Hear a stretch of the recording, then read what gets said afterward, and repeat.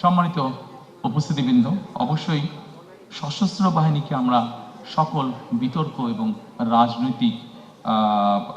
রাজনীতিকরণের বাইরে রাখতে চাই। আমরা যদি সত্যিকারভাবে আমাদের একটি শক্তিশালী সশস্ত্র বাহিনী গড়ে তুলতে চাই, তাহলে অবশ্যই আমাদেরকে পেশাদারিত্ব বা প্রফেশনালিজমের উপরে জোর দিতে হবে এবং অবশ্যই তাদেরকে সকল রাজনীতিকরণের বাইরে আমাদেরকে রাখতে হবে।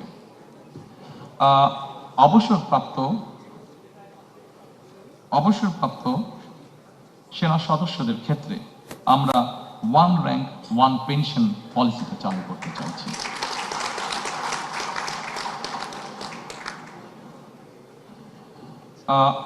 সম্মানিত উপস্থিতিবৃন্দ, ফরেন পলিসির ক্ষেত্রে কথা আছে যে ফরেন পলিসিটা কেমন হবে। আমি এক বাক্যে আপনাদেরকে বলছি, দেখুন, বাংলাদেশে 20 কোটি মানুষ, আমরা এর আগেই বলেছি বহু 4 কোটি বেকার আছে, স্বাস্থ্যর বিষয় আছে, কর্মসংস্থানের বিষয় আছে। আমাদের ফরেন পলিসিটা খুব সংক্ষেপে যদি বলি সেটাই হবে, অর্থাৎ আমার দেশের স্বার্থ, আমার দেশের মানুষের স্বার্থ রক্ষা করে যাদের বন্ধুত্ব সহযোগিতা পেলে আমরা আমাদের দেশে নতুন ব্যবসা বাণিজ্য প্রতিষ্ঠিত করতে পারবো, আমার দেশের মানুষের কর্মসংস্থানের ব্যবস্থা করতে পারবো, আমাদের দেশের অর্থনৈতিক অবস্থা শক্তিশালী হবে। অবশ্যই আমার দেশের স্বাধীনতা এবং সার্বভৌমত্ব অক্ষুণ্ণ রাখবে। এইটার ভিত্তিতেই আমরা আমাদের পররাষ্ট্রনীতি পরিচালিত করব, অর্থাৎ আমার দেশের মানুষের সমস্যার সমাধান করে আমার দেশের স্বাধীনতা এবং সার্বভৌমত্ব অক্ষুণ্ণ রেখেই আমাদের সাথে যাদের বন্ধুত্ব করা সম্ভব, অবশ্যই আমরা তাদের সাথে বন্ধুত্ব করব। আমাদের সামনে একটি পররাষ্ট্রনীতির একটি বিরাট সমস্যা আছে। এটি মানবিক সমস্যা, সেটিকে আমরা সকলেই জানি, সেটি হচ্ছে রোহিঙ্গা সমস্যা যেটি আছে।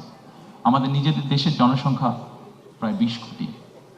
এই জনসংখ্যাকে আমাদের কর্মসংস্থানের ব্যবস্থা, খাদ্যের সমস্যা, চিকিৎসা ব্যবস্থা সকল কিছু করতে হবে। আমাদের প্রায় 1.2 মিলিয়নের মতন আমাদের রোহিঙ্গা আছে। তারা মানুষ, মানবিক দৃষ্টিকোণ থেকে অবশ্যই তাদের দেশে যে অবস্থা, আমরা এখানে বাংলাদেশ তাদেরকে আশ্রয় দিয়েছে, অবশ্যই আমরা তাদেরকে দেখব, কিন্তু অ্যাট দ্য সেম টাইম আমরা চাবো যে তাদের এলাকায়, তাদের ঘরে তাদের জন্য সেফ একটা সিচুয়েশন তৈরি হোক এবং ধীরে ধীরে তারা তাদের এলাকায় ফিরে যাক।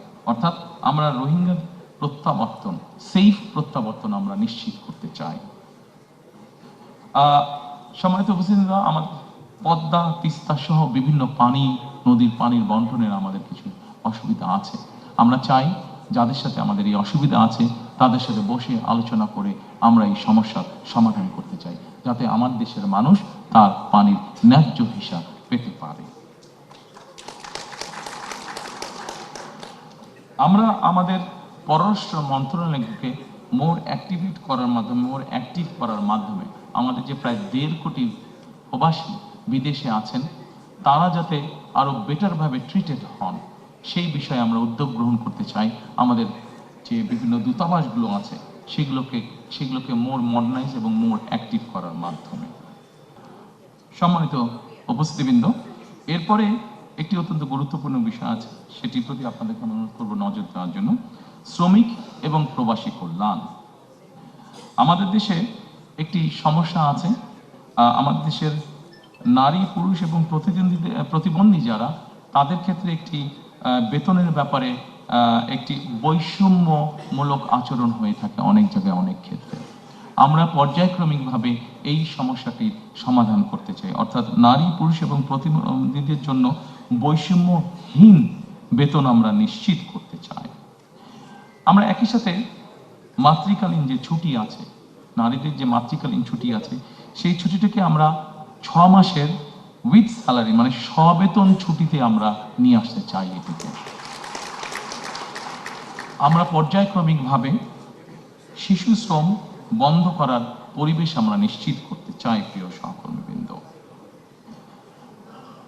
আমাদের যে 1.5 কোটি প্রবাসী আছেন, এই প্রবাসীদের জন্য আমরা একটি প্রবাসী কার্ড ইন্ট্রোডিউস করতে চাই। এই কার্ডটি তাকে ব্যাংকিং ফ্যাসিলিটি দিবে এবং এই কার্ডটির মধ্যে তার সব রকম ডিটেলস থাকবে। যখন উনি ফিরে আসবেন, এই কার্ডটির মাধ্যমে উনি কি কি কাজ করছেন সেটার উপরে ভিত্তি করে যাতে তাকে আমরা একটা দেশে সুন্দর পরিবেশের নিশ্চয়তা দিতে পারি। এটিকে আমরা নাম দিয়েছি, যেটি আমরা প্রবর্তন করতে চাই, এটিকে আমরা নাম দিয়েছি প্রবাসী কার্ড।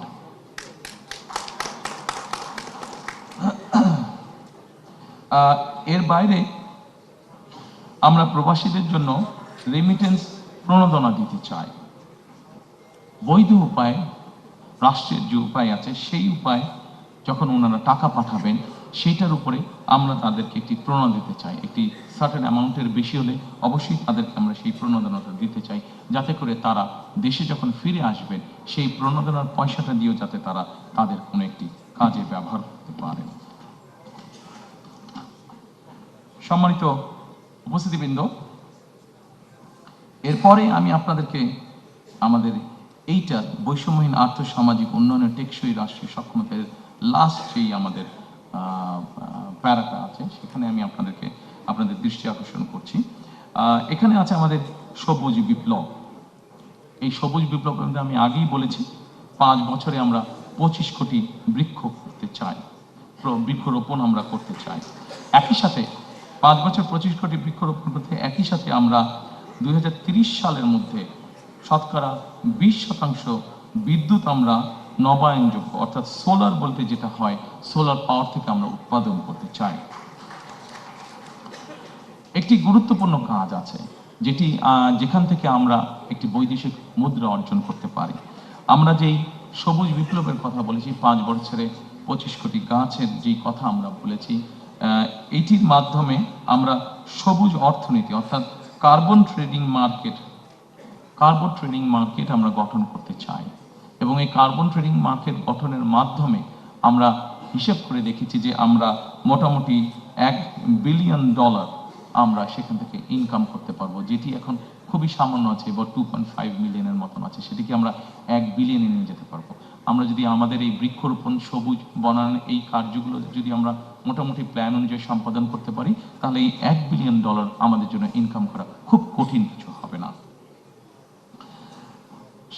সম্মানিত উপস্থিতিবৃন্দ, 3R reduce, recycle and reuse.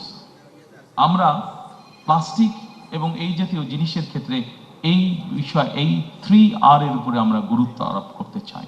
আমাদের পরিবেশকে যদি আমাদের রক্ষা করতে হয়, আমাদের পরিবেশকে যদি আমাদের বসবাস উপযোগী করে রাখতে হয়, তাহলে এই 3R কে আমরা যে কোনোভাবে বাস্তবায়ন করতে চাই। আমি শিওর এই ঘরে যারা উপস্থিত আছেন সবাই আমাদেরকে এই ব্যাপারে সহযোগিতা করবেন। এরপরে আমি আপনাদেরকে নিয়ে যেতে চাই আমাদের 3rd চ্যাপ্টারে, সেটা হচ্ছে ভঙ্গুর অর্থনীতির পুনর্গঠন ও পুনরুদ্ধার। আমরা অনেক কিছু প্ল্যান করলে আমাদের ইকোনমি যদি ঠিক না থাকে আমরা কোনো কিছুই বাস্তবায়ন করতে সক্ষম হব না। সম্মানিত উপস্থিতিবৃন্দ, আমরা এই ভঙ্গুর অর্থনীতির পুনর্গঠন ও পুনরুদ্ধারে আমরা কয়েকটি সেক্টর করেছি। অর্থনীতির গণতন্ত্রায়ন, বিনিয়োগ ও আর্থিক প্রতিষ্ঠানের সংস্কার, শিল্প খাত ও সৃজনশীল অর্থনীতির উন্নয়ন, সেবা খাত, বিদ্যুৎ জ্বালানি, পরিবহন খাত, আইসিটি, রাজস্ব আয় ও ব্যয় ব্যবস্থাপনা। আমরা অর্থনৈতিক গণতন্ত্রায়ন, প্রথমেই যেটা বলেছি, অর্থনৈতিক গণতন্ত্রায়ন অথবা অর্থনৈতিক অলিগার যে কাঠামো ছিল সেটিকে আমরা ভাঙতে চাই।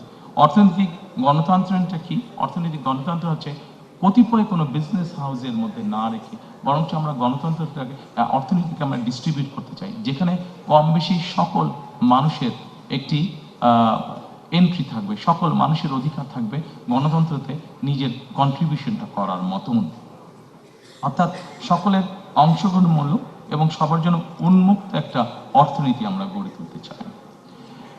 সম্মানিত উপস্থিতিবৃন্দ, একজন রাজনৈতিক কর্মী হিসাবে আমার যেটি অবজারভেশন, যে কোনো দেশের অর্থনৈতিক বুনিয়াদ তখনই শক্তিশালী হয়, অর্থনৈতিক স্থিতিশীলতা তখনই হয় যখন সেই দেশের মধ্যবিত্ত শ্রেণীটি অনেক বড় আকার ধারণ করে।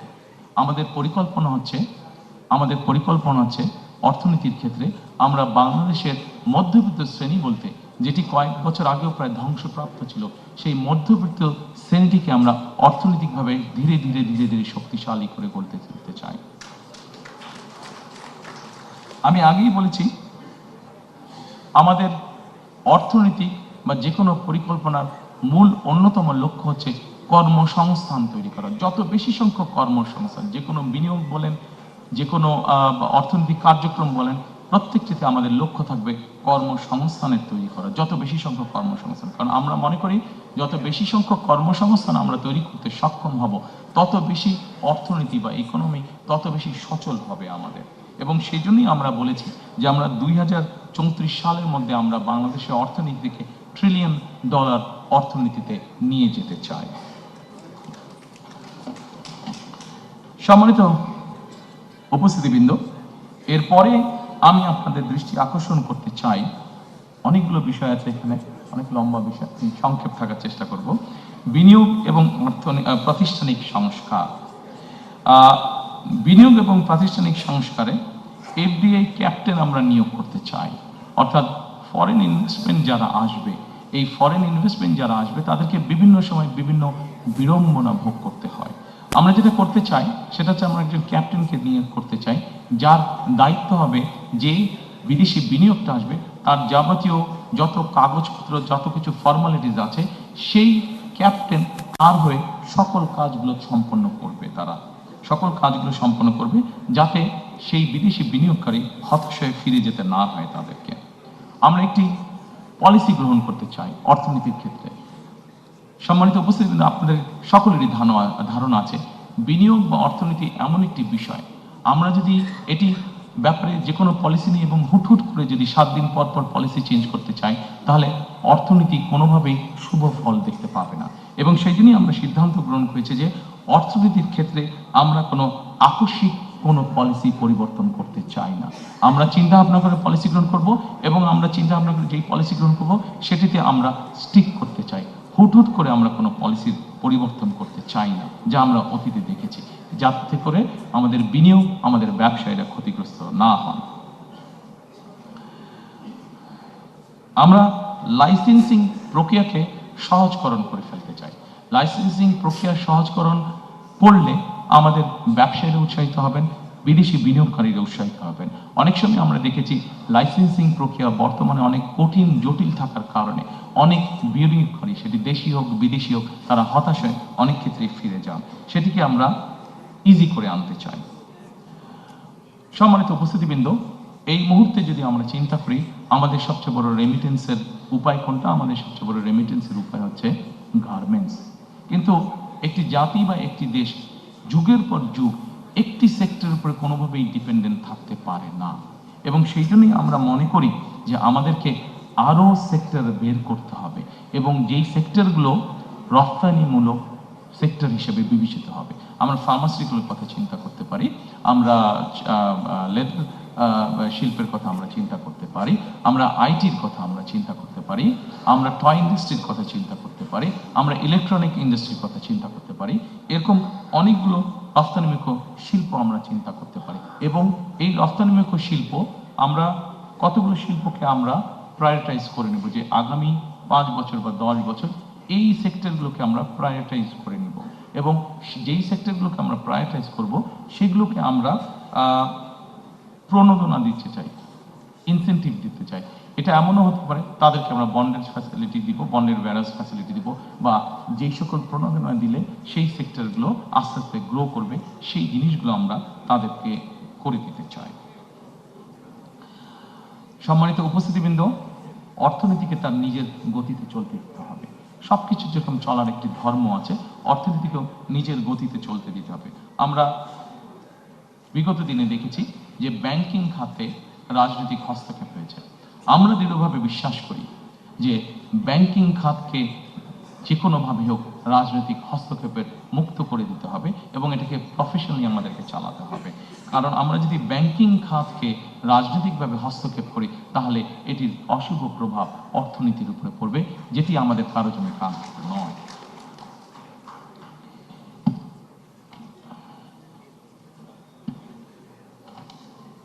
এরপরে আমি আপনাদেরকে অনুরোধ করব শিল্প খাত ও সৃজনশীল অর্থনীতির উন্নয়ন এই বিষয়টি দেখার জন্য।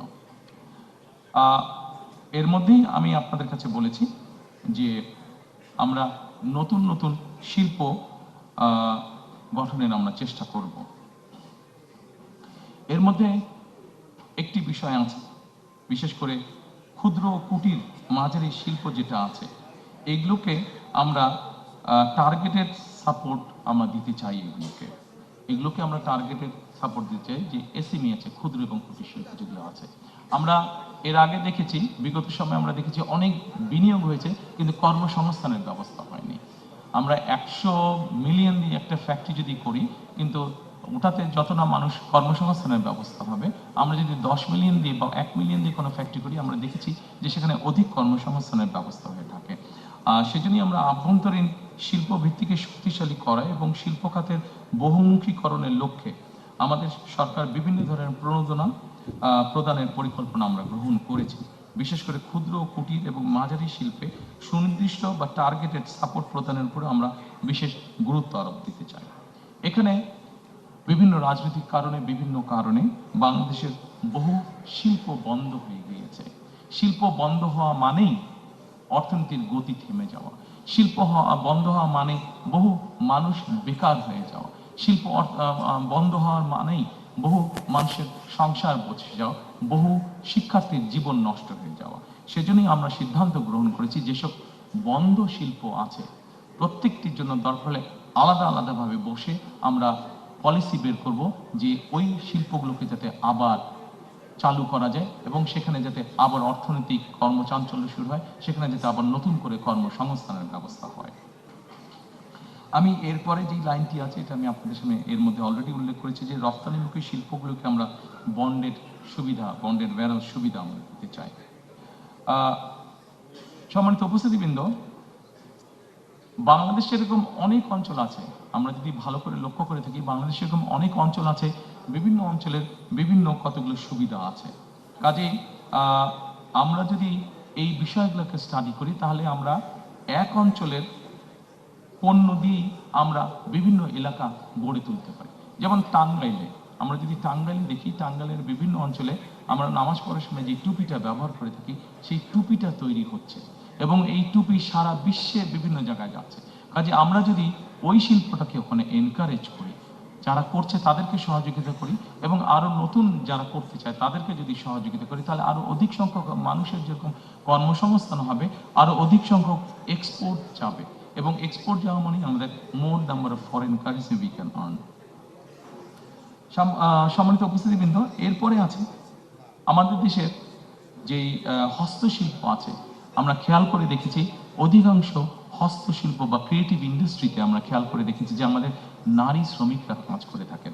আমরা এই সেক্টরটিকে উৎসাহিত করতে চাই, বিভিন্ন রকম সাহায্য সহযোগিতা উৎসাহিত করতে চাই। এটিকে উৎসাহিত করার অন্যতম মূল লক্ষ্য হচ্ছে নারীদেরকে স্বাবলম্বী করা, নারীদেরকে এম্পাওয়ার করা সামাজিকভাবে এবং অর্থনৈতিকভাবে, এবং একই সাথে আমাদের যে ক্রিয়েটিভ ইন্ডাস্ট্রি আছে এটিকে ধীরে ধীরে দেশের সীমানা ছাড়িয়ে এটিকে ধীরে ধীরে বহির্বিশ্বে নিয়ে যাওয়া। এবং দেশি আমাদের অনেকগুলো ব্র্যান্ড আছে, আমি যদি নাম উল্লেখ করে বলি, যেমন কে কে ক্রাফট নামে একটি ব্র্যান্ড আছে, এরকম অনেকগুলো আছে ব্র্যান্ড। আমরা পৃথিবীর বড় বড় দেশ যেগুলো আছে, আমরা বাংলাদেশের এরকম শিল্প যারা আছে, এই শিল্পগুলোকে যদি আমরা সাপোর্ট দিই, যে তারা পৃথিবীর বড় বড় যেই স্টোরগুলো আছে সেখানে যদি তাদেরকে সাপোর্ট দিতে, ঠিক আছে আগামী 1 বছর 2 বছর বা 3 বছরের জন্য তোমাদেরকে আমরা ট্যাক্স রিবেট সহ বিভিন্ন সুবিধা দিচ্ছি, তাহলে আমরা আমাদের এই দেশীয় ব্র্যান্ডগুলোকে আন্তর্জাতিক মার্কেটে আমরা একটা বসার বা দাঁড়ানোর মতন একটা সুবিধা আমরা তাদেরকে তৈরি করে দিতে সক্ষম হব।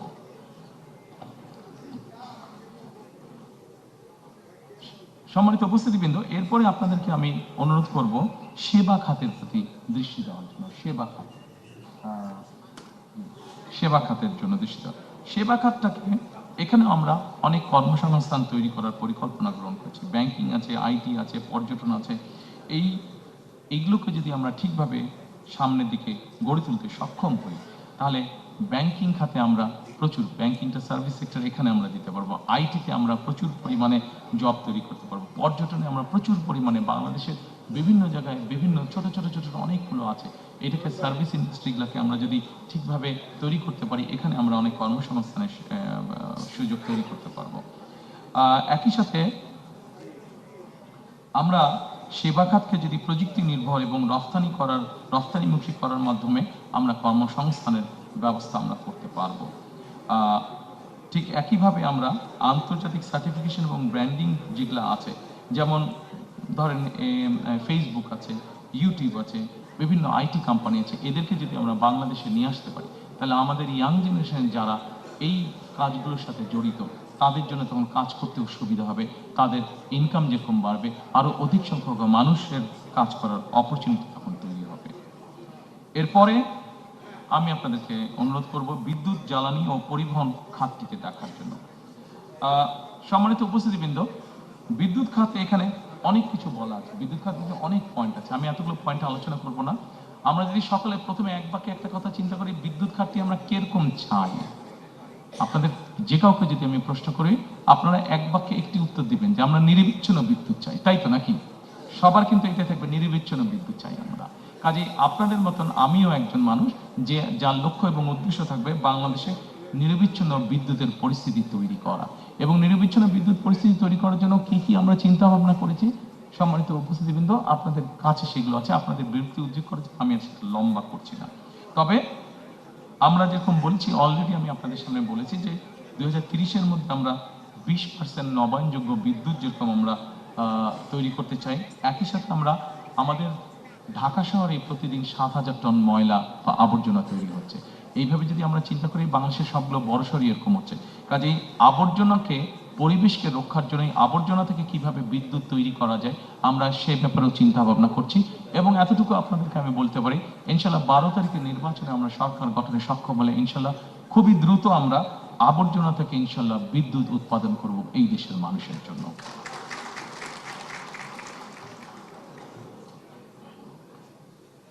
সম্মানিত উপস্থিতিবৃন্দ, এরপরে আছে যোগাযোগ ও পরিবহন খাত।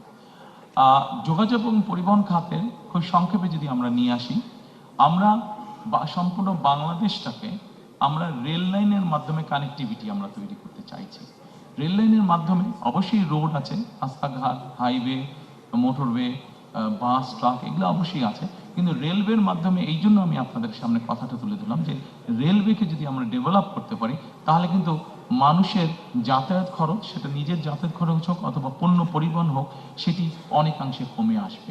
এই কমে আসার ফলে যেটি হবে, মানুষ যখন সহজে যাতায়াত করতে পারবে, আমরা যদি সারা দেশে রেলওয়ে কানেক্টিভিটি তৈরি করতে পারি, মানুষ যখন সহজে যাতায়াত করতে পারবে, একই সাথে তার ব্যবসা বাণিজ্যের ক্ষেত্রেও সুবিধা হবে, তার পণ্য পরিবহনের সুবিধা হবে, অর্থাৎ তার জন্য ইকোনমিক্যালি জিনিসটা অনেক বেশি ভায়াবল হবে। আমাদের দেশে নৌ পরিবহন বা জলপথ যেটা আছে, আনফর্চুনেটলি অনেক খাল বিল বন্ধ হয়ে গেছে। এই ব্যাপারে আপনাদেরকে এর মধ্যে আমি বলেছি, আমাদের 20,000 কিলোমিটার খাল খননের পরিকল্পনা রয়েছে। এই খাল খননের মাধ্যমে একই সাথে বিভিন্ন নদীগুলোকেও যদি আমরা সক্ষম হই ড্রেজিং করা বা খনন করার জন্য, আমরা প্রত্যাশা করি যে আমরা যে নৌপথে চলাচলের ব্যবস্থাটাকে আমরা অনেক ডেভেলপ করতে পারবো। কারণ আমাদের দেশটা এমনি একটু পপুলেশন বেশি, শুধু রোড কমিউনিকেশন দিয়ে আমরা সকলের যাতায়াত ব্যবস্থা নিশ্চিত করতে পারবো না। কাজে আমাদের যত অল্টারনেটিভ আছে, সবগুলো উপায়কে আমাদের দেখতে হবে, সবগুলো উপায়কে আমাদের ব্যবহার করতে হবে। সম্মানিত উপস্থিতিবৃন্দ, এরপরে আপনাদেরকে আমি অনুরোধ করব, এই চ্যাপ্টারে আইসিটি, এই ডিপার্টমেন্ট আইসিটি যে চ্যাপ্টারটি আছে সেটা দেখার জন্য আমি খুব সংক্ষেপেই যাচ্ছি, অনেকক্ষণ সময় নিয়ে নিয়েছি আপনাদের।